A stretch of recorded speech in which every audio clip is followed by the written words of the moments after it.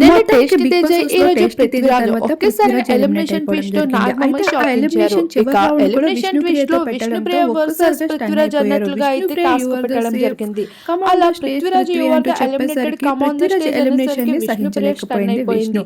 అంత అలాంటి contestant eliminate అయిపోయి నేను ఉండడం ఏంటి అన్నట్లుగా రియాక్షన్ ఇచ్చింది. సార్ నేను వెళ్ళిపోతాను సార్, తనని ఉంచేయండి అంటూ విష్ణు తనని తన ఆలోచనలు రావడం చూసి తప్పించుకోవడం చాలా కష్టం అంటూ మొత్తానికి విష్ణు పైన పాజిటివ్ తర్వాత అందరి కోసం మాట్లాడుతూ తను ఏవీని చూసి ఏడ్చేశాడు. అందులో ఎక్కువగా విష్ణుప్రియతో కనెక్షన్ పెంచుకున్నామో చెప్పు అంటూ పృథ్వీరాజ్ తో కొన్ని గేమ్స్ అయితే బిగ్ బాస్ ఆడించడం జరిగింది.